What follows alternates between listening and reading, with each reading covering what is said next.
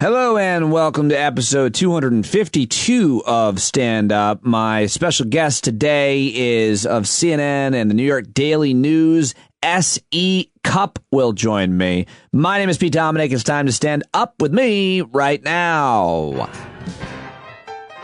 Hey guys, you made it through the week. If you're listening on Friday when this podcast drops, as it does each weekday at 4 a.m., not that you're listening at 4 a.m., but whenever you're listening, thank you so much for taking me along with you. And a very special thanks to Tim Wise, the anti-racist author and speaker. His new book is Dispatches from the Race War, for joining us last night for the stand-up happy hour, where over 65 subscribers joined me and Tim and asked, I don't know how many questions. We must have gotten to almost 10 questions and gave away 5 copies of the book. I hope you'll join us at the next one. It will be Wednesday, the 23rd. Generally, I do host the Hangouts on Thursdays at 8 East now. That's a standing fixed Hangout happy hour time. But next Wednesday, we'll do it because it's Christmas Eve next Thursday night, so I figured we'll do the 23rd. Who would you like to hear on the 23rd? I'm taking your suggestions now. You can email me about that or anything else, standupwithpete@gmail.com. Still time to hire me for your holiday party next week as well. I've got some time Monday and Tuesday, and I've been doing these holiday parties that a couple of folks hired me to do virtual stand-up gigs and roast everybody at their party. So if you want me to do it, send me an email, standupwithpete@gmail.com, and maybe we can make that happen for a small fee, a very small fee, depending on how much money your firm makes. I think we can decide, if it's Google, I'm going to charge you $1 million. But if it's just like a hair salon and it's a couple ladies, then I'll just do a 15-minute set, and you can hook me up with a mani-pedi for my girls or something. Okay, so real quick, I want to give a shout-out to some new subscribers. Haven't done that all week, and then we'll do yesterday's audio. But first, want to thank all of the new subscribers. This podcast is free, but it's not cheap. I put a lot into it every day. I've got an extensive network of people that I can get on a moment's notice to talk about the most relevant and important issues to you, your community, your country, your planet, each and every day of the week. And independent media matters, so please sign up for a paid subscription now. Thank you to Darlene Vargulish, who became a $5 subscriber. Also, listen to this. $50 subscription from Brent. Brent, oh my God, we have to get together. We'll have to go camping or something. Christopher Ormond just became a $5 subscriber. So did Robin Seletsky, $5. $10 subscription from Brian Rippett. Thank you, Brian. Also $10 from Justin Linz. Thank you, Justin. $5 subscription from Abel Menicella. $5 subscription from Walt Jones. Kathleen Daniels just subscribed for $5. Justin Harden just subscribed for $5 as well. Nick Moore became a $10 subscriber yesterday, as did Nick Warmke. Hey, Nick, you must be Lynn's wife. Lynn is a subscriber as well. Tina Roberts subscribed yesterday for $10, as well as Gary Dessel, or is it Dessel? I don't know. Either way, I really appreciate your generous subscription of $10 as well, Gary. And yesterday was a good day. Daniel Winston also became a subscriber for $5. And then last night, a guy named Thomas Newman came through with a $50 subscription to Stand Up. And Thomas, you're also going to be invited to the camping trip. Welcome aboard. All of the new subscribers. This is an amazing community that we are building. I'm putting everything I've got into this, and I can't do it without you. Thank you so much for all of the new subscriptions and for all the people who have been subscribing, some of you, for over a year when I started this baby back in early November. All right, so now it's time to get to yesterday's audio, everybody. First, I want to play for you one of my favorite U.S. senators. I really like this guy. I would vote for him for any office. His name is Chris Murphy, And yesterday he was on CNN with Anderson Cooper, where he absolutely completely dismantled Republican Senator Josh Hawley and so many other folks sowing this election distrust. And he does it in just over a minute. This is such a good clip. I highly recommend you share it with everybody. Here it is, Senator Chris Murphy on CNN. Yeah, I mean, listen, Josh Hawley's right. There are regular patriotic Americans out there who don't believe that Joe Biden is actually president. And you know why? Because as patriotic Americans, they've been told to listen to the president of the United States, to listen to U.S. senators. And so when the president and U.S. senators tell them over and over and over again that the election was rigged, they believe it, not because they're crazy, but because they have faith that people in positions of power are going to tell them the truth. So this becomes this circular logic in which Republicans say, well, we got to talk about this because everybody thinks that the election is rigged. By the way, the election was rigged, everybody. There's no way out of that sort of black hole downward spiral if Republicans are willing to stir up the conspiracy theories and then claim that because people are listening to them, we all of a sudden have to talk about it. And by the way, this also kind of serves some other Republican ends. Republicans want to undermine government in general. They really don't believe the government can solve any problems. And so by undermining elections and making people believe that everybody that gets elected is illegitimate, it makes it really hard for government to do anything good for people. Oh, Chris Murphy just nails it for so many different reasons in such a succinct way. Just over a minute, that clip is. I highly recommend you share it. You know, this is a really tenuous and terrifying time because our democracy, while we saved it for the time being, seems to be hanging by a thread as long as a frighteningly large percentage of Americans are going to believe their president and so many other politicians that have gone along with him that said that the election was rigged, it's a phony election, and everything else. I highly recommend this op-ed. I read it in the New York Times, written by two political scientists, Dr. Susan Hyde and Dr. Elizabeth Saunders, titled "Trump Didn't Break Our Democracy, but Did He Fatally Weaken It?" The election provides a clear example of resilience to authoritarian pressure, but it doesn't mean our democracy is unbreakable. And in it, they write, I'll just read a little bit from it because it's very, very good. Both democracy optimists and pessimists can draw the conclusions they want to see from this example that we're writing about. But optimists can say that our election system faced the 2020 test admirably, and those who run it will be better prepared for future efforts to undermine their work. Pessimists can say that Mr. Trump's attacks will leave lasting scars. Next time, election officials might give in to political pressure, or the damage might be invisible, like a tree's weakened root system, deterring people from running for office or working at the polls. Right now, there's no way to know if the damage will be permanent, but we do know that democracies are better able to recover from such assaults because they allow for routine, peaceful replacement of leaders or parties. Dictators are more likely to be replaced through rebellion, military coup, or civil war than through constitutional processes like elections and impeachment. And finally, in this really great op-ed, they write, but has Mr. Trump stretched democratic institutions beyond recognition, or provided that they survive their near-term vulnerability, could U.S. democratic institutions grow back stronger? There are already many reform proposals that could help rebuild democratic resilience. Many are focused on what can be reformed, institutions and the rules that govern them. For example, a nonpartisan election reformers network's proposal to reduce conflicts of interest among secretaries of state based on successful models in other countries, and other proposals to rectify Mr. Trump's attacks on checks and balances across the government. And it's just a really good piece. I want to read the whole thing to you. They say a healthy, resilient democracy also requires sufficient citizen support for democracy across the political spectrum. And that, in turn, depends on both parties embracing a commitment to democratic principles, a tall order, given the Republican Party's recent behavior. So that's the latest on the aftermath of the election. And I'll try to get those two political scientists on to talk about it because I think they make a fascinating case. And I'll be asking questions about Americans' faith in their election system to both you and all of my guests, I'm sure, over the next weeks, months, and year, really. We have a lot to learn in the upcoming year.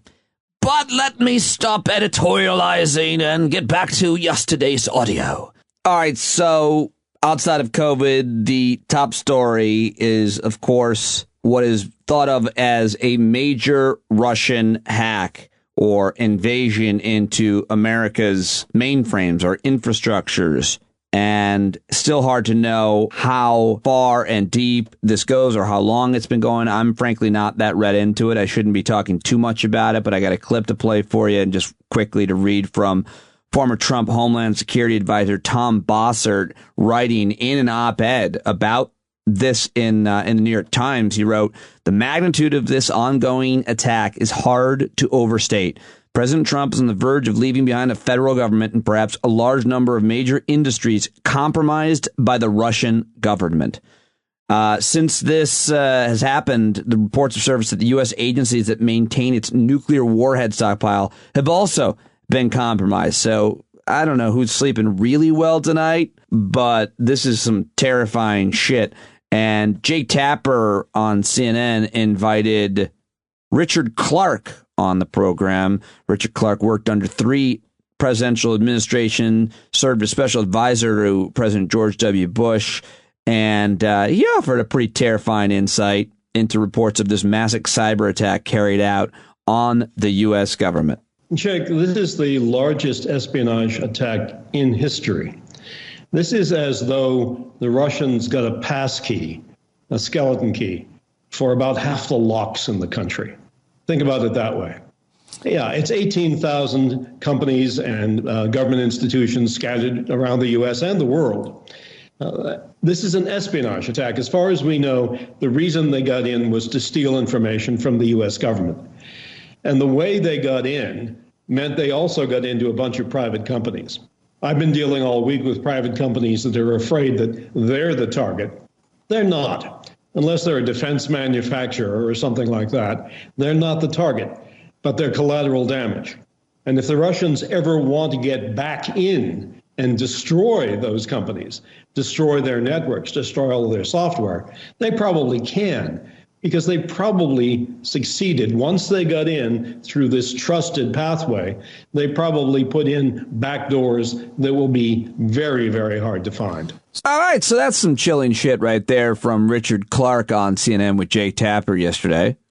Love to know what you think about that story. I'll be booking some really great guests to talk about it and to help us understand how big of a deal this is, and a lot of conversation about what Joe Biden should do, if anything, to retaliate. But later in that interview, by the way, Richard Clarke says he's got to retaliate with some kind of cyber attack of our own. So it's getting scary with the conflict with Russia, and I'll be paying very close attention to that one, and would love to know what you're seeing, thinking, hearing, and who you think I should be talking to about it. All right, so I'm starting to feel a certain amount of responsibility with this news segment. Several of you have said that you stopped listening to other podcasts that did news on a daily basis because you like what I'm doing here. So that means I'm fine. I'm fine with it. I love doing it, but it means I feel like I can't avoid the toughest issues, and got to talk about the toughest issue, of course, which is COVID. And our country had its deadliest day of the pandemic so far. Nearly 37 people died in 24 hours. A record 113,069 are hospitalized. 250,000 more people are infected as vaccine shipments are held up now across the country. Hiccups on the distribution of Pfizer's COVID-19 vaccine this week, and including the first allergic reaction to an inoculation that's not at all unexpected. Shipments of hundreds of thousands of doses for Florida were delayed due to production issue with Pfizer. California is reporting more cases than most countries. ICU capacity has dropped to 0% in Southern California. And yet Americans are in full revolt against lockdowns, and many against masks. A top Joe Biden advisor was infected. And the good news, however, though, really good news, is that the FDA panel voted in favor of approving another vaccine now. We have a second vaccine, and that matters so much. The FDA Advisory Committee approved the Moderna vaccine for emergency use. Now, we'll be learning more about that, I'm sure, a lot this week. All right, those are your COVID headlines, and here's one piece of audio. This is the governor of Tennessee, where there were 11,410 new cases on Wednesday, new record high since the start of the pandemic. And the Republican governor of Tennessee, whose record I'm not familiar with on COVID in terms of lockdowns or what he said, what he's done, if he's worn a mask, but he got pretty serious on Wednesday with this. We do stand here and celebrate a tremendous breakthrough in this pandemic, but there is a darkness before the dawn that's happening right here in Tennessee, and we have to recognize that. Tennessee's cases are surging. The holidays have caught up with us. Decisions that some made during Thanksgiving are having a severe reality in this hospital and all across Tennessee today. One thing that this vaccine will not solve, one thing that it will not cure, is selfishness or indifference to what's happening to our neighbors around us. This vaccine will not cure foolish decisions about how we gather. It won't cure an attitude of a refusal to wear a mask. And it won't cure the idea that I will take my chances and that will not impact someone else's life. I think Tennesseans have a tremendous capacity right now to responsibly make decisions that will serve their neighbor in the process. This vaccine is a very powerful tool, but it will take some time to have a real impact.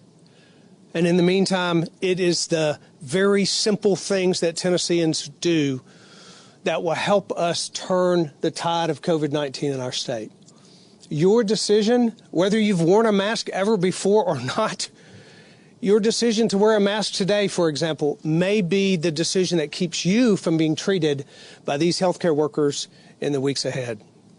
We can and we must turn the tide of COVID-19 in this state, and I need every Tennessean to hear that message loud and clear on a day when we are very hopeful about what these medical professionals and this vaccine will provide for our state.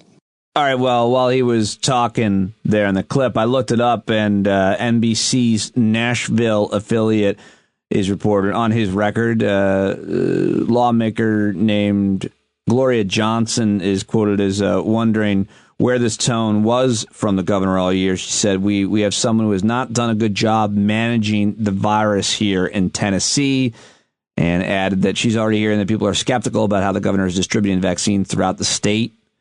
And also questioned why Governor Lee is still shying away from a statewide mask mandate. She went on to say, this fend for yourself approach from Governor Lee has not been effective in containing the virus. We're #1 in the world. And how does that bode for getting this vaccine out in timely fashion to the right people?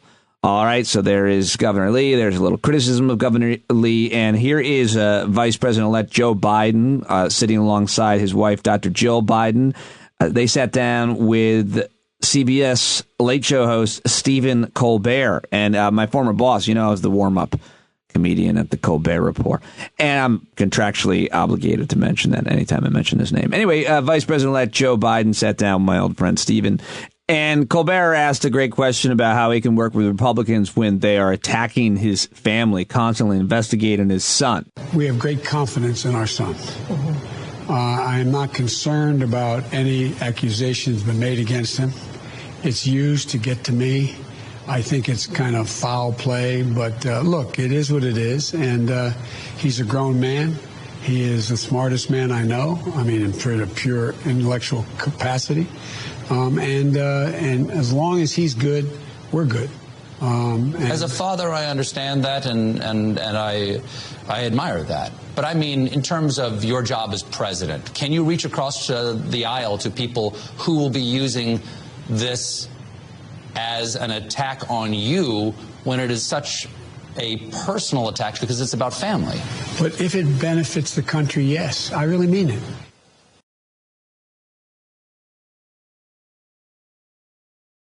And that is the best possible answer I think Joe Biden could give to a tough question from Stephen Colbert. And speaking of Biden, he is set to nominate New Mexico Representative Deb Haaland as Interior Secretary, and it is such a major and historic pick. It would make her the first Native American to lead the agency that has wielded so much influence over the nation's tribes for generations, according to the Associated Press. And Joe Biden has now appointed the first Native American Interior Secretary, the first black man to run EPA, the first woman Treasury Secretary, first gay cabinet member, the first Latino Department of Homeland Security Secretary, first black defense secretary, the first female VP. And Ari Berman, who writes and covers voting and democracy, says this is why voting matters. And I think that's a good place to end yesterday's audio. Now it's time for the news dump. No more COVID-related headlines, no more political headlines, but these are the headlines that are being undercovered because of COVID and politics. Time for the news dump. They call them dumps, big, massive dumps. All right, here we go. Let's start at the Baltimore-Washington International Thurgood Marshall Airport, where on Thursday morning, a Spirit Airlines flight slid off the taxiway after landing there. The nose wheel of the Airbus 320 slid off the taxiway and onto the grass, and that is news because it never happens. Passengers were able to deplane via the aircraft stairs, but I read that headline because so rarely do planes have accidents, much less serious accidents, that is news. You know what else doesn't happen very often? Police officers getting shot, much less killed. It's actually not even in the top 10 most dangerous jobs in the country. But when an officer is killed, it is news. And that is sadly what happened in North Carolina, where a police officer was fatally shot outside a restaurant. North Carolina police officer and an armed suspect were killed outside a fast food restaurant after a shootout that also left another officer wounded. Shooting happened late Wednesday night in Concord, which is a city just northeast of Charlotte. Authorities identified the slain officer as Jason Shuping, who joined the force last year. You know what is, by the way, the most dangerous job in America, apparently? Logging workers. Professional fishermen, related fishing workers, roofers, and garbage collectors, drivers, sales workers, truck drivers. Those are the most dangerous jobs. And let's head down to Florida, where a fire at a chicken farm killed 240,000 chickens. Fire killed nearly 250,000 chickens at a Florida farm operated by one of the nation's largest egg producers, according to ABC News. The Pasco County Fire Department reported that 3 barns each containing up to 80,000 chickens each caught fire at the plant operated by Mississippi-based Cal, Maine. It was reported about 1 a.m. The company has more than 50 million chickens nationally, sells over 1 billion eggs annually, about 20% of the country's production. The cause of the fire is under investigation, and I don't have any jokes. That's just 250,000 souls, living things, and they were probably tortured. Probably put them out of their misery anyway. And I can't say anything because I eat the hell out of chicken, so I just don't want to make any jokes. Poor chickens. All right, let's head to Spain, where the Associated Press is reporting that Spain's parliament, España, the country, they voted to legalize euthanasia. Spain's parliament voted Thursday to approve a bill that will allow physician-assisted suicide and euthanasia for long-suffering patients of incurable diseases or unbearable permanent conditions. I think that is the morally right conclusion, decision, law to make, and more. I think folks are figuring that out as we evolve and learn and debate such bioethical issues. It's tough, but that's, I think, good news. That's progress for Spain. And now I will take you to Atlantic City, where a number of outlets are reporting that the Atlantic City is going to be auctioning the spot to push the demolition button to blow up Trump Plaza Casino, which I think is an absolutely hilarious stunt and way to make money. One of President Donald Trump's former Atlantic City casinos is going to be blown up next month, according to CBS and the Associated Press. For the right amount of money, you could be the one to press the button that brings it down. The demolition of the former Trump Plaza Casino will become a fundraiser to benefit the Boys and Girls Club of Atlantic City. The mayor, Marty Small, hopes to raise in excess of $1 million. Oh, I love that story. U.S. jobless claims rise to 885,000 amid resurgence of the virus. The number of Americans applying for unemployment benefits rose again last week to 885,000, the highest weekly total since September, according to the Associated Press. And another depressing poll. One poll surveyed asked One poll is the name of the poll. Survey asked 2,000 Americans about their experiences throughout this tumultuous year and finds that 77% agree 2020 has sent the U.S. into crisis over its identity. From pandemic to presidential election, there's no question 2020 has been a turning point moment in United States history. Unfortunately, most believe this year's problems haven't left them in a good position moving forward. A new survey, this survey says, finds nearly 8 in 10 Americans say 2020 caused an existential crisis for the country. Yeah, it was a bad year. It was a bad year, but I'm an optimistic person, and I'm going to do everything I can with this community of listeners and with this podcast and with any other resource or thing I can do to try to make things better, because it's the only way I can live my life. And there's so many amazing people out there that I've started to connect with and that have been connecting with each other, and I'm so very excited about what 2021 brings for this community and this podcast and everything that's going along with it. If you haven't joined us, sign up now for a subscription, and you can hang out on Discord with us, as a bunch of people were after the hangout last night. There was an after party after the hangout, which is really cool. So check that out, because I just it's the best way, I think, to fight the fear and the depression that we've been living with, that we've been dealing with, and things get better. I want to believe that. All right.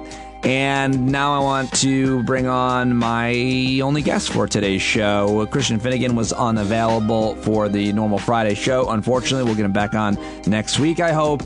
But I do have a great guest in S.E. Cupp. S.E. and I have known each other since she was at Fox News. She then went to MSNBC. You might remember her. She was part of The Cycle. Then she joined CNN, where she was part of Crossfire.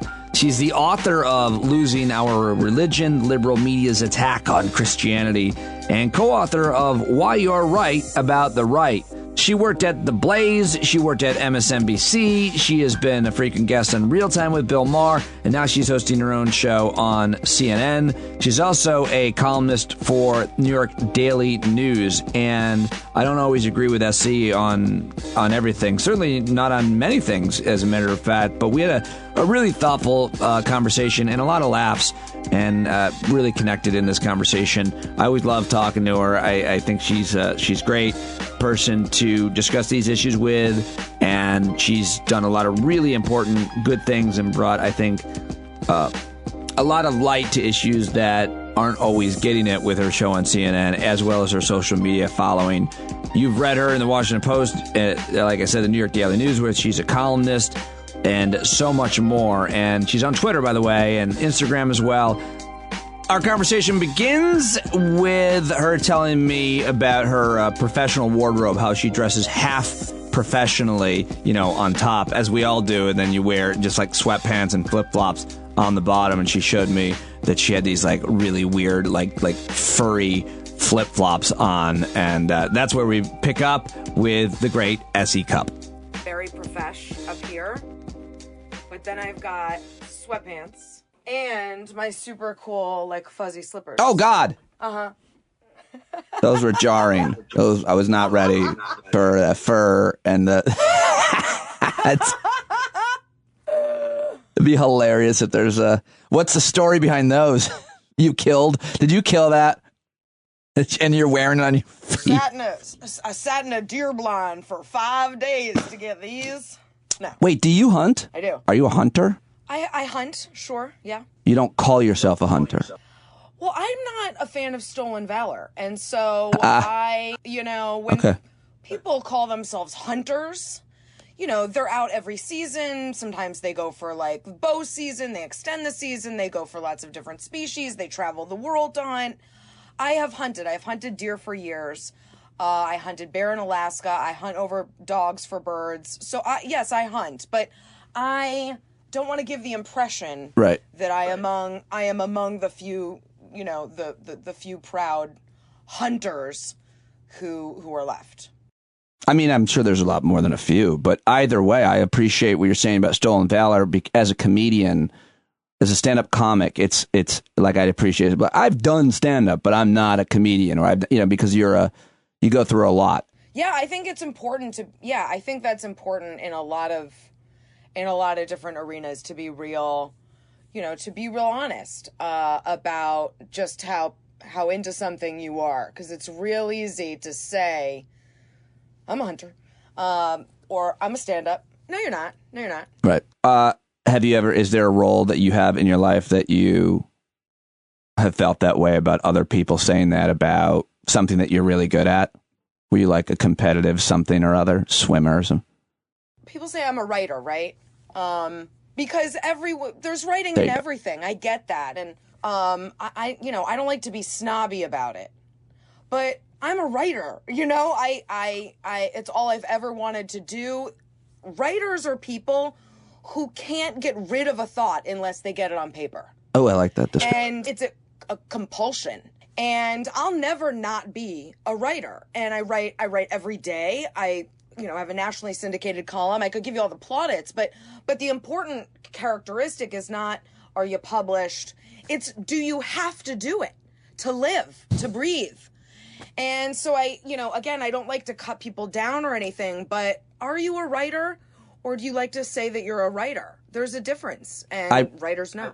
I love that answer. I love that description. I would also say the same thing for comedians, and I've always pushed back against, well, not at the first part of my career, but pushed back against the idea that it's somehow like noble. Oh, you're so brave. I could never do that. It's like, as you just said about writing, you have to do it. That's why. Otherwise, why would you ever torture yourself? Right. I want to talk about some of your recent columns at the New York Daily News. But before I do, I like to ask people how they're dealing. You share a lot of personal stuff, not everything, on social media especially.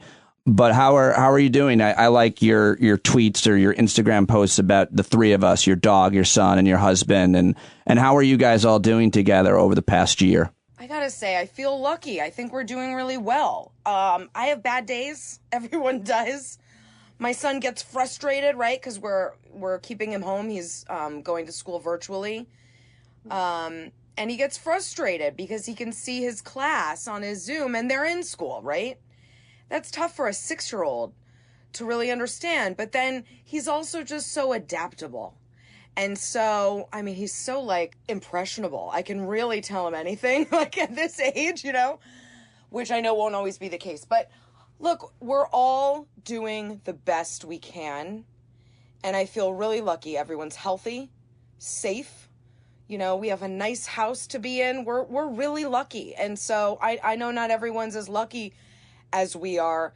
And what's really important to me in this time is to impress that upon my son. Look, he's 6. I don't want to be doom and gloom, but this week, every Christmas I go out and I buy toys for kids who don't have toys and groceries, and I bring pies to the fire department, all these little things that I do at every holiday season. And this year I told him, Jack, you're going to come to a toy store with me and you're going to pick out toys, and none of them are going to be for you. We're not going to leave this toy store with any toys for you, which is like mind-blowing for a 6-year-old. Like, how does he even wrap his mind around that? And I tell him they're for kids who won't have presents to open on Christmas. So I want you to think of what you would want, but we're giving them away. And so I think I'm trying to use this experience, right, to teach some good lessons. It'd be so funny if he was just like, I don't think that's a great idea. He doesn't want to do it. He's like, I'm nervous. And I think what he means is, because he asked if he has to give the toys to the kids personally. And I think he's nervous to see, kids who don't have. Oh, that's so good that you got that out of him. Oh, good, great parenting, great conversation, great listening there. I applaud that. My mom was a public school teacher, and so she would have kids come several Christmases to the house and like celebrate Christmas with us, and they would open up presents that were better than what we got. And I definitely was resentful. I was definitely like going, what the fuck? What? I didn't even get that. Yeah. That's really thoughtful. Feels cruel. But you're not able to do a lot of those other things that you normally do. But those are all cool things that you do. Well, normally I go and I volunteer in, inside soup kitchens and stuff like that. And we can't do that now. So I'm just dropping stuff off, donating, that way. I hate to keep responding with my own stories, but you keep making me think of the only time I ever volunteered at a soup kitchen on a holiday in New York City. was Christmas Eve. I thought a lot about myself doing it. I was like, I'm a really good person. I remember thinking that. And then no one came in for a meal. They had me mopping the whole like eating space for like 3 hours. I didn't have any interaction. I didn't see anybody. They just put me to work cleaning. And I never got to, like, my idea was that I was going to be ladling out food to, you know, people who needed food, and that was going to be great. And I talked to them, and I didn't see anybody, and I just mopped, and it sucked. Yeah, that's not, I mean, not to sound ridiculous, but that's like not why you do it, right? You do it because you want to see the look on someone's face, and you want to feel like you're a good person, and... Well, that's when they taught me about effective altruism. Then they're like, you're just doing things not for your own reward, for other people. You shouldn't have to have anybody thank you. And I was like, fuck this. I'm not mopping shit. I'm out of here. And I took a lot of their food for myself. I didn't. Amazing. There's a lot that I wanted to talk with you about. Basically, your recent columns at the New York Daily News and what you've been talking about. Of course, on your show. But I did, and I went through your Twitter timeline and your Instagram and everything, and I'm very prepped on all things SE Cupp, I think. But I do just want to mention, I think it's a really important story, and I'm glad you weighed in on it. The death penalty, your stance on it. The story is, of course, that the Department of Justice, Bill Barr's final act, one might argue, was executing a bunch of men who were on death row. And this is something that Donald Trump has always been in support of and has called for just about any crime because he's a monster. But conservatives generally are more supportive of capital punishment, although over the years I've learned that that's not necessarily the case for a number of arguments, including fiscal, religious, and moral. But what is your take in 2020, SE, on where we're at in America as we are putting people to death during the lame duck session? Well, it's grotesque on any level, but support for the death penalty has been steadily eroding. And I think it's been eroding because we've begun to see, A, how ineffective it is. It's not a deterrent. We have actual research and scholarship on its lack of effectiveness. It's also super expensive and, costs more to keep someone on death row than it does to keep them in prison for life because of all the appeals and all of that. The state carries that burden, and it's bankrupted counties having people sit on the death penalty. Then there's moral and ethical issues. We've seen with the advent of DNA and science, we've seen a number of death penalty rulings overturned and people who were wrongfully convicted sent to death. And I think that woke up a lot of people and said, wow, I mean, if the government is killing American citizens wrongly, I mean, even if right, I've got a problem with, but wrongly, we really need to examine this institution. And as you said, even among Republicans, support is eroding. And I don't know, 5-10 years ago, I've long been against the death penalty for all those reasons. And I'm still trying to make the case to my fellow conservatives that it's not ethical and it's not moral. It's hard to be the party of pro-life when you believe in state-sponsored killing.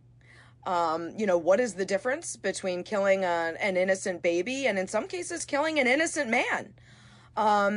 So I just think it's way past time to start examining this institution and ask ourselves, is this who we are? Is this our best selves? The pro-life, that phrase has always been really great for people who are against abortion. I use anti-abortion, but the argument, of course, that they would make is that this is a fetus and it's innocent. And when you are, you grow up to an adult and you have free will and you make a bad choice to rape or murder somebody, that's on you. How would you answer that argument? Well, yes, we have laws that deal with that. Absolutely. We've got punishment to deal with murderers and rapists and the worst people among us.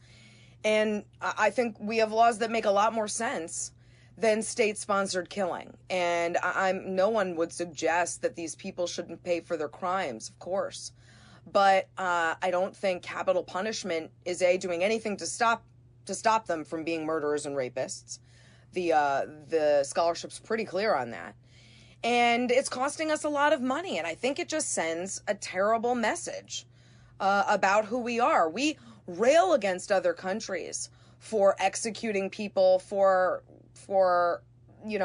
liberties that we protect, like free speech and free press. We're executing people for terrible crimes, but we're still executing them. And I just don't think it gives us any moral high ground.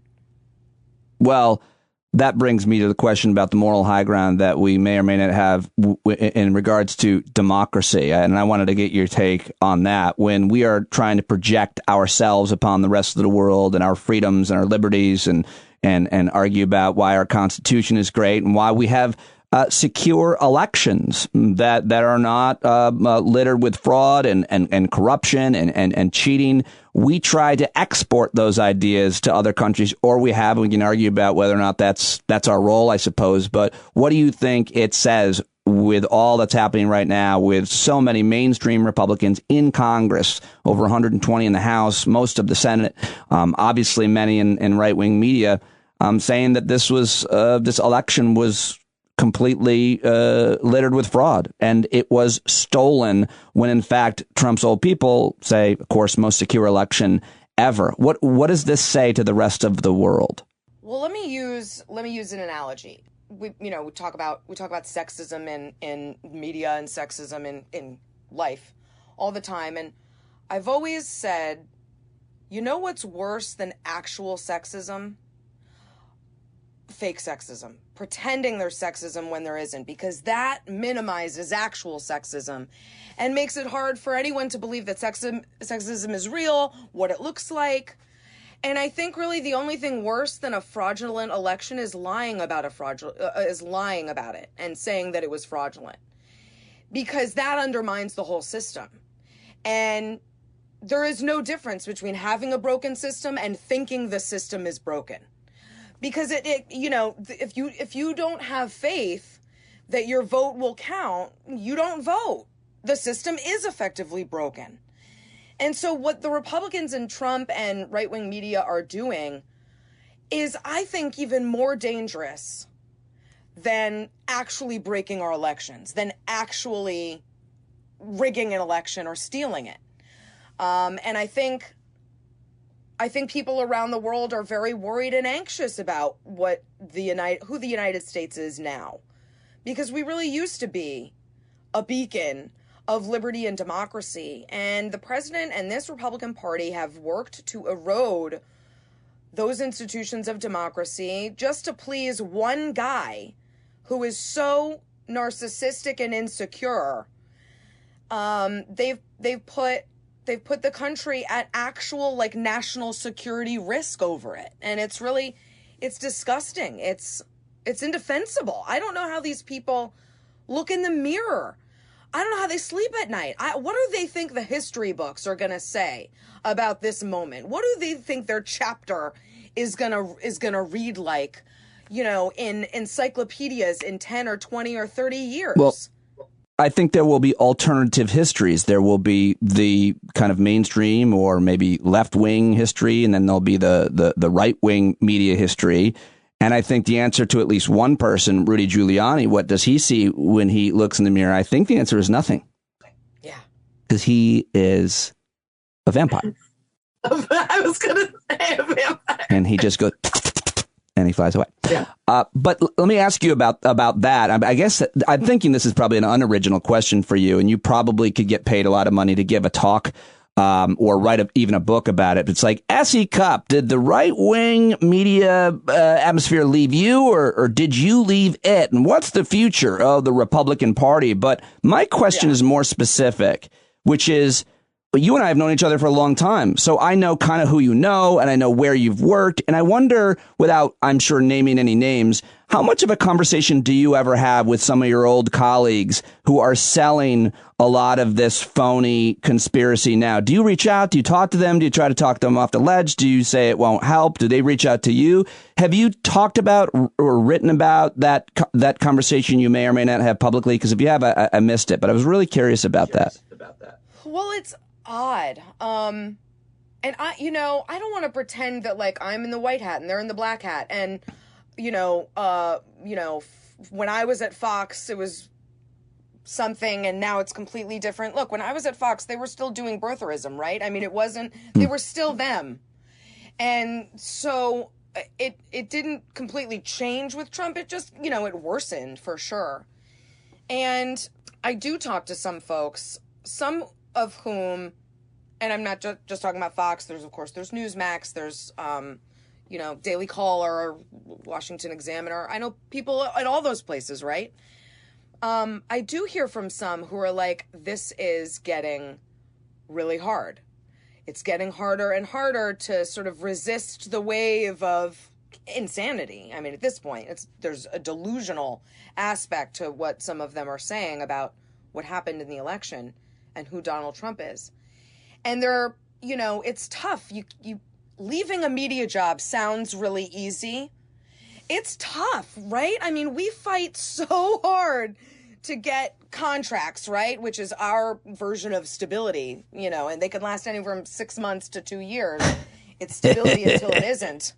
And it's hard. These jobs aren't hanging on trees, and we work really hard to get them. And you think, well, I'll stay and I'll solve it from the inside. And so I do hear from a number of people who are struggling to do their jobs, keep their sanity. But then I also run into people. These are the people I don't hear from. I have to like run into them, which hasn't happened a lot in COVID. But like the last Christmas party round, right before COVID, I went to some media parties and I ran into some friends from Fox. And they were like, what has happened to you? What's happened to CNN? Are you guys crazy? You guys sound crazy. And I'm like, what is happening right now? Are you talking to me? So like you say, there is an alternative narrative, right? And whatever I think is happening there, they think it's happening over here. So I think you're right that there isn't this introspection and reflection that I think should be going on. Clearly, they're into it. You know, if they're into it, they are really into it. And so I don't think it's the same for everyone. I think there's a spectrum of how people are dealing with this, like Earth 2, state of media and politics. I like that you use your social media. You have a big following on social media, as well as your New York Daily News column and your CNN show to put the highlight on vulnerable people. And I really like what you've always done, I think, on sexism. I also think that you've navigated your own career dealing with sexism really impressively. But I always love when you talk about or write about that issue. And you have a really important column from December 16th at the New York Daily News titled "Life-Saving Women Threatened by Lowlifes: What Public Health Officials Are Enduring During the COVID Pandemic." And I think it's a really important piece. I'm super happy that you wrote about it, but it's crazy to read. You did a lot of great journalism for this article and talked to a lot of people, but you talk about all these different instances where people who are public election officials who were not in controversial jobs, women specifically, have been threatened over and over and over and are quitting, and how it's almost exclusively about women and how it's super really important. I also like to look at those three women in Michigan there at the top, the Attorney General, the Secretary of State, and the governor. That trifecta of fierce women make me feel a little bit better, but still the way that they are being targeted. Talk to me a little bit about what you learned and I would imagine are probably pretty unsurprised to have learned about these women. Well, yeah, it started because I was reading about this mayor in Dodge City, Kansas. It's a very small town, like 27,000 people, small town mayor. She's 69. She's a grandmother, a former teacher. And she retired after resigned after getting death threats. Why? Because on her city council, she imposed a mask mandate after resisting all spring, summer, and fall. And then there was that second wave and a second surge in those Midwest and plain states that we've been reading about. And so finally, she did insist on a mask mandate, and she got actual death threats. And so I started to go back, because I've heard a number of these stories, and I started to go back and look at how many public health officials have resigned since the pandemic. And as far as people can tell, it's upwards of 70. And these are people who are, I mean, these are not high-paying spotlight jobs. These are public health officials, sometimes the health director for a county or a local municipality. And they're resigning mostly because they're getting attacked for their public health guidance, for mask mandates, you know, lockdown, social distancing stuff that's uncomfortable. We don't want to do it, but we have to do it to keep us safe. And it's mostly women. It's not exclusively women. A number of men have also resigned. And Anthony Fauci talked about his family needing security because he gets... The Secretary of State in Georgia and others, yeah. Yeah, but a lot of women. And the women complained about similar things. There was misogynistic language used at them, the B word, the C word, some, you know, rape fantasy stuff that only women seem to get.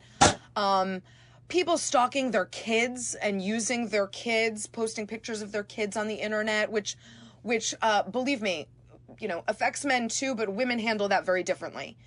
And, you know, stalking them, following them around, going to their house, pointing guns at them on their front lawn, you know, banners and posters comparing them to Hitler and Nazis. I mean, just awful stuff that anyone would be like, oh, this job is not worth it.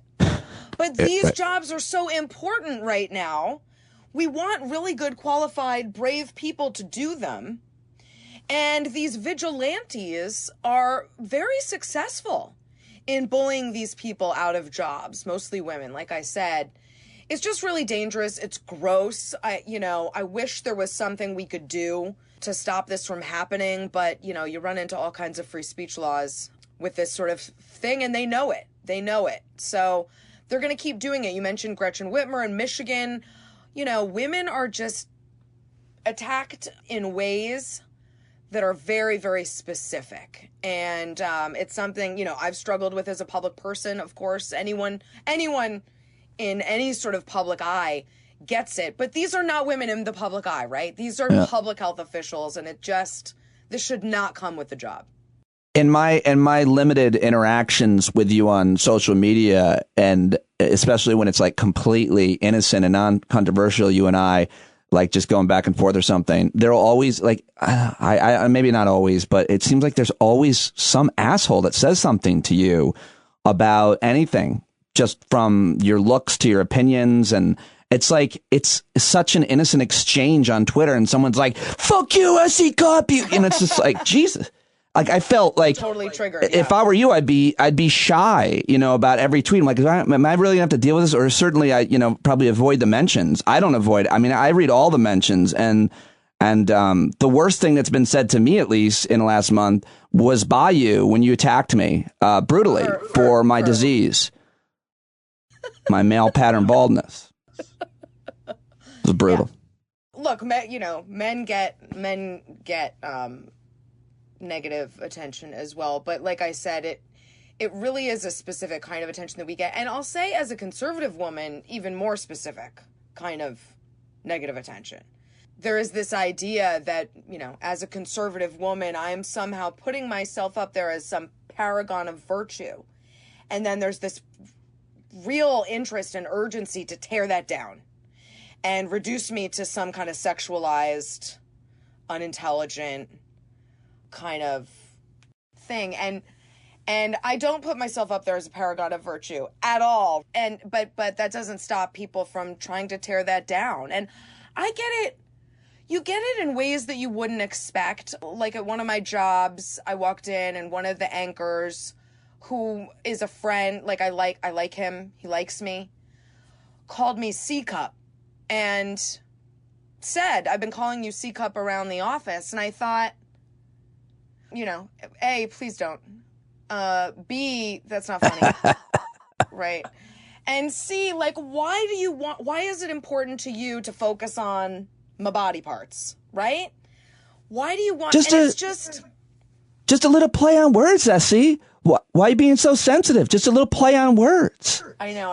And look, I didn't like get him fired over it. I didn't even, you know, make a big deal about it. But that kind of stuff, or, you know, sometimes on set, someone will comment on what I'm wearing, like, which you would never do with a guy.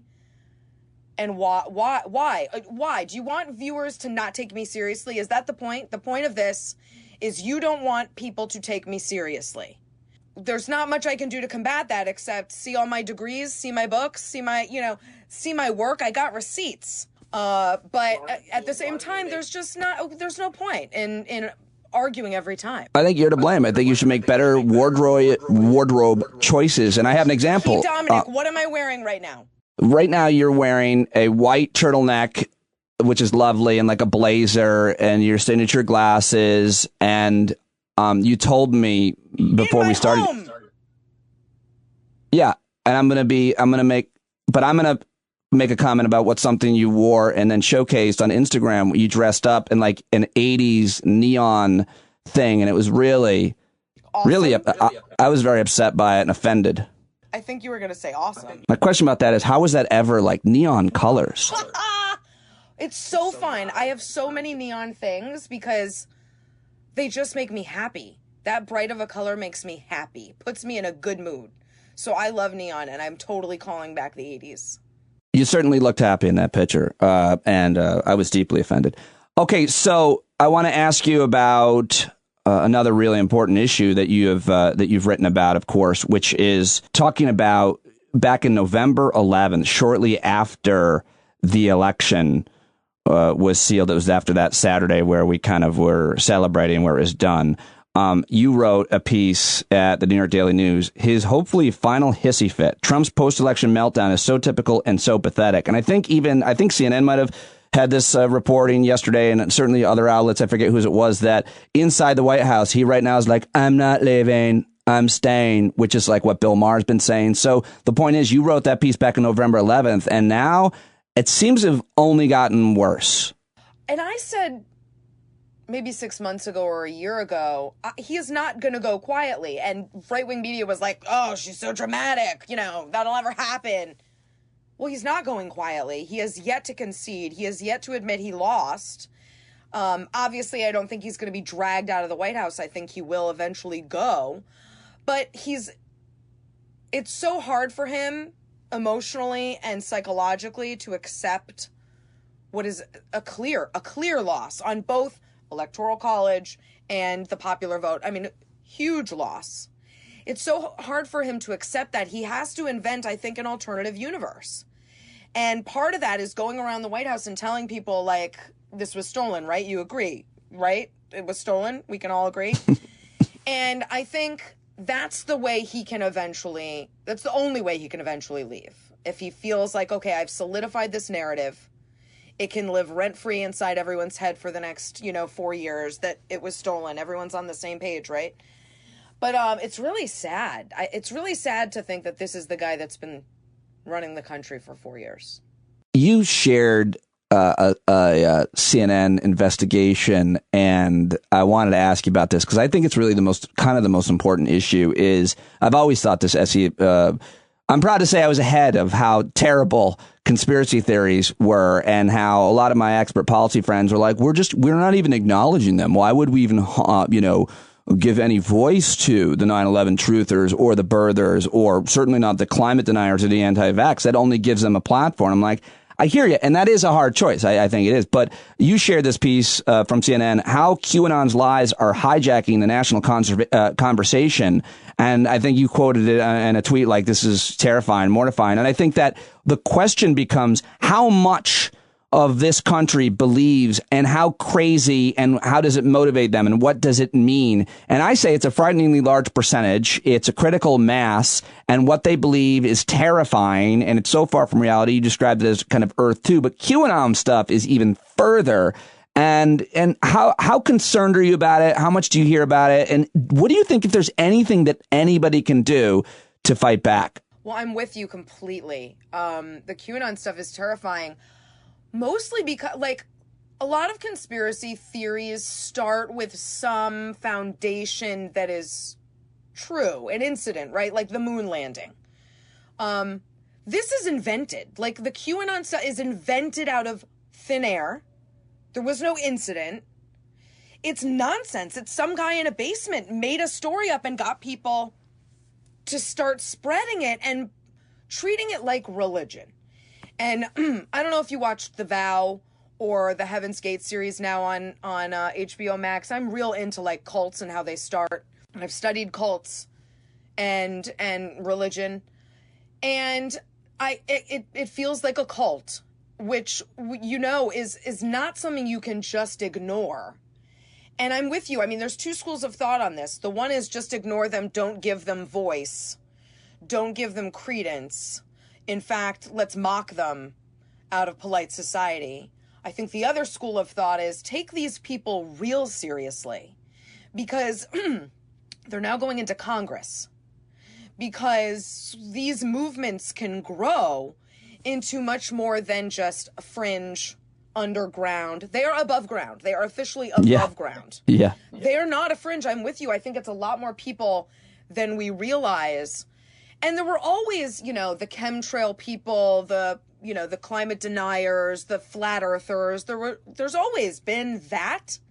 But with the speed of social media, being able to spread this shit, faster than ever before, and people like the President of the United States giving them validity, I don't think we've seen this, this kind of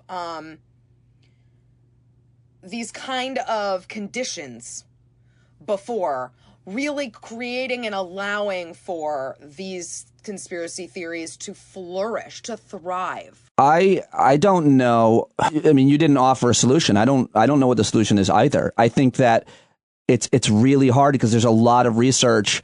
This is the most haunting type of research I've heard, and I hope it's like an aberration, this study, but like climate deniers brought into a focus group and a bunch of, expert scientific communicators show them the statistics and explain it to them in a way that they can understand. And they leave, Essie, like feeling even more firmly, more confident in their conspiracies than when they came in. So it maybe arguing happens. Cognitive dissonance and so on. But I do wonder.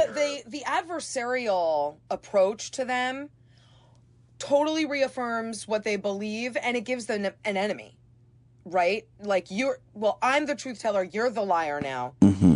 And it makes them feel like they're part of a group and a team, and there's now enemies and people against them, which is what they want because they're craving attention.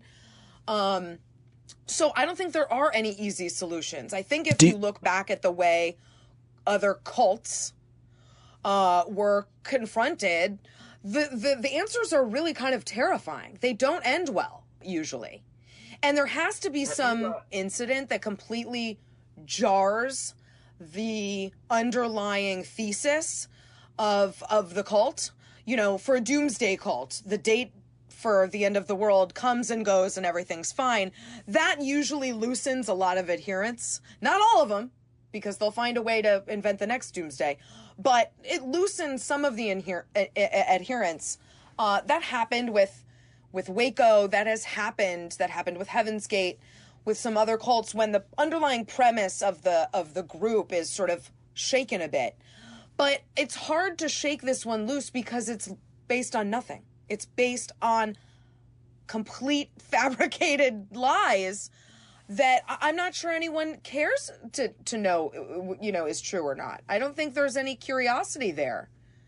It's a really important point. I wonder, this is purely speculative, but the one thing that I think is a kind of a concrete, interesting potential development is after Trump gets potentially dragged out by his poopy pants, that Twitter shuts him down.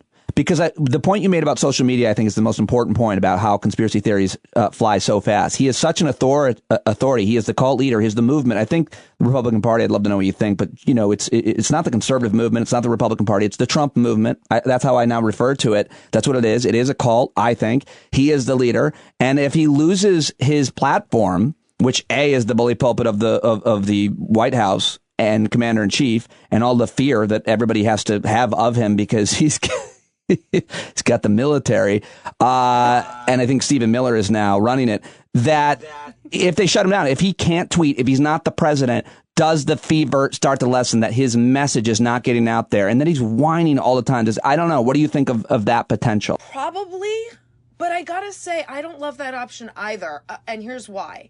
The Twitter shutting him down? Yeah. Yeah. No, that would be fine with me. But the idea that if we take away the platform, they go away a bit, I'm not sure. Because when we first started to see white supremacists, like, rally with tiki torches, right? Like, faces uncovered, like, unashamed of their white supremacy, I was surprised. I was like, where did these people come from? I thought white supremacy was, like, dead and gone and at least buried in the basement. And it wasn't. It was there all along, and we just didn't hear from them a lot. But they were there.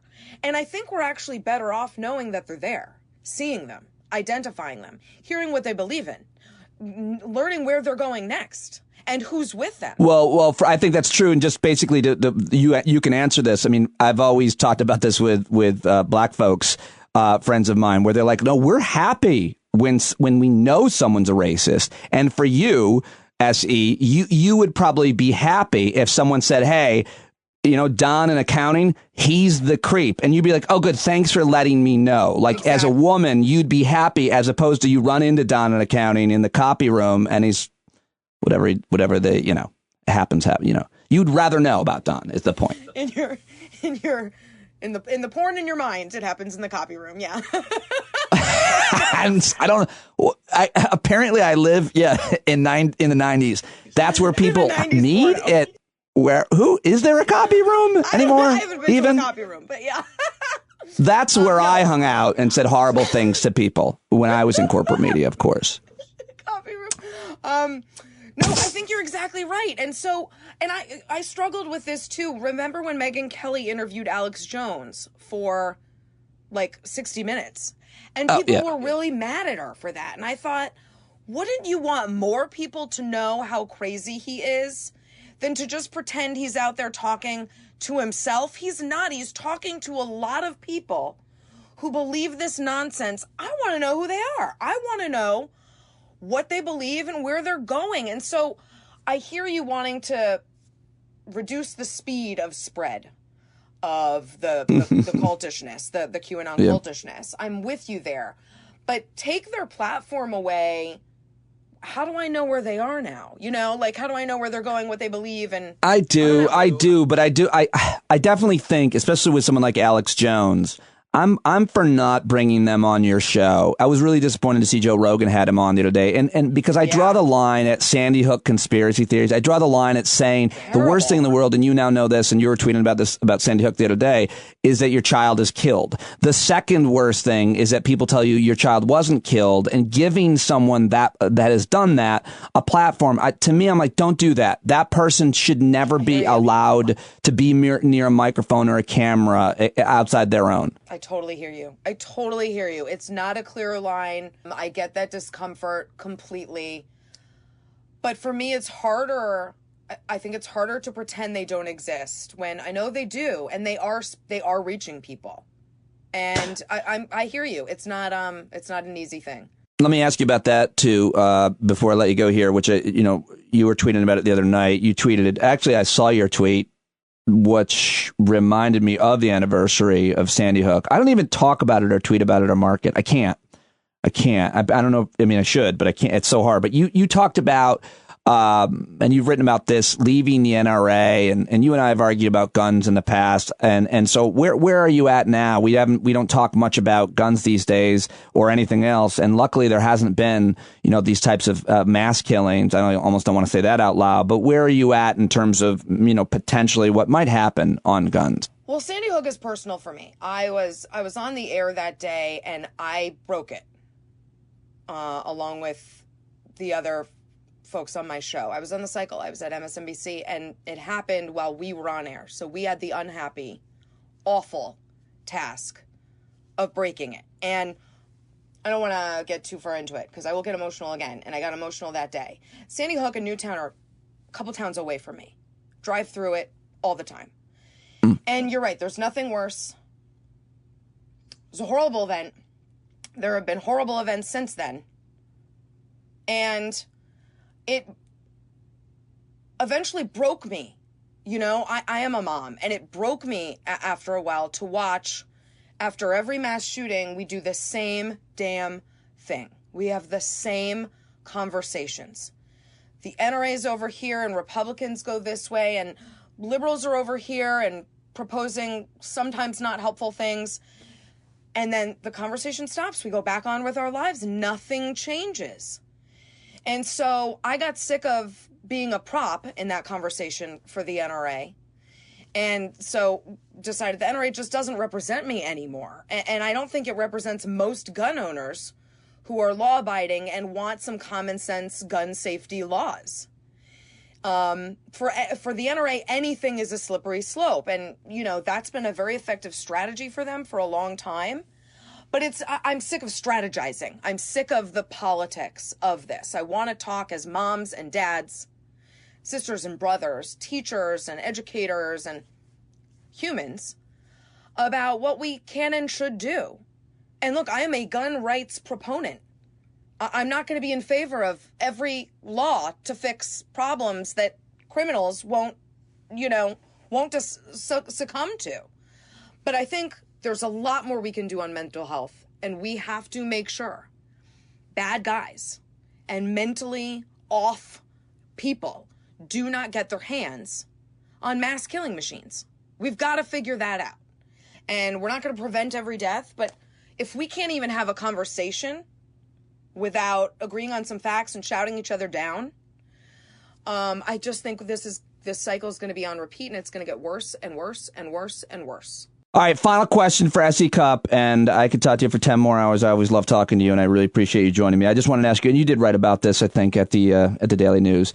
Joe Biden's team so far, how do you think he's doing, and how important is it, how important are these nominations as cabinet secretary? It gives us something to talk about and argue about, and are they qualified and so on, but what is your reaction so far to his selection, his team? I think they can be important. They're not always important. I think in the Trump administration with the revolving door, and we saw so many come and go, it wasn't that important because he was the only important part of the administration. They were almost irrelevant. I think in a Biden administration, they will be more important. And so I think these cabinet picks do matter. And I've been unsurprised, we'll say, with most of his picks, and I think pleasantly unsurprised. I don't think he's gone, too far to the activism wing of his party. I think it's clear he's doing some favors, which happens.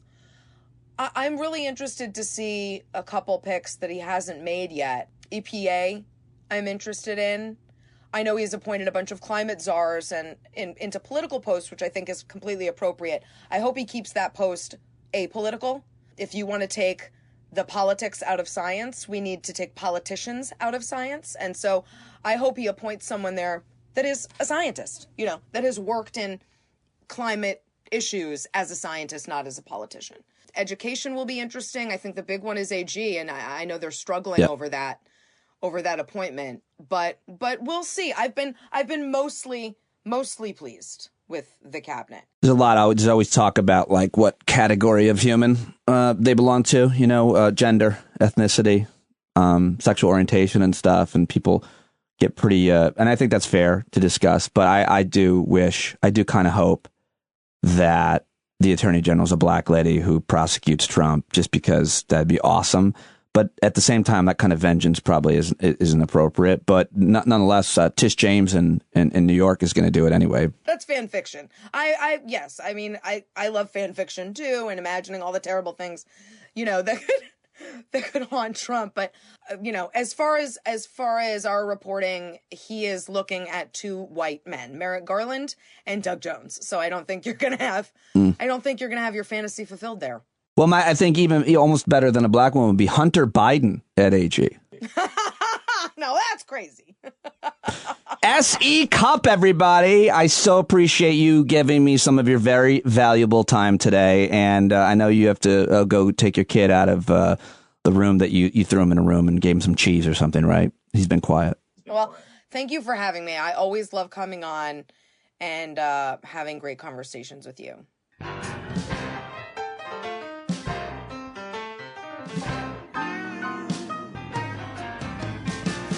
All right, there she goes, S.E. Cupp. Give her a follow on Twitter, on Instagram. Watch her on CNN and read her column at the Daily News, as well as get her books. And thank you very much for joining me this week. Thank you to all my guests this week. Eric Siegel, Clint Watts, and Derek Thompson joined me on Tuesday. David Litt and Jamie Marasotis with a Wednesday show. Yesterday, I had the legend Tom Green, and of course today, S.E. Cupp. This podcast is free, but I need your support. Please sign up for a subscription. It would mean the world to me.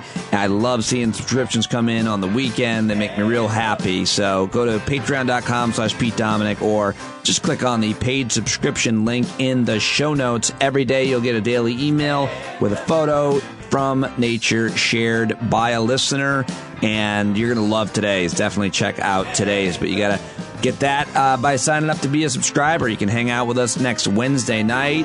And thanks to everybody who was there last night with Tim Wise. It was so much fun. All right, have a great weekend. Be the change you want to see. I'll see you on the Discord platform where you're never alone if you're a stand-up subscriber. And I love you guys. Thank you. Take it away, John Carroll, with Stand Up.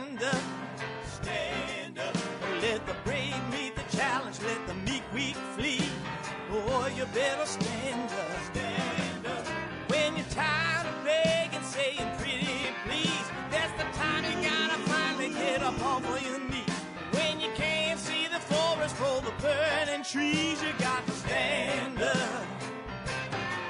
Hey, you've been sitting so long, you got the creaky knees, you got to stand up. Stand up. I think you're driving wheels been leaking grease. Boy, you better stand up. Stand up. Well, there's a whole lot more of us who know what's right. They'll keep right on ignoring us if we keep sitting tight. You got to open up the window to let in some light.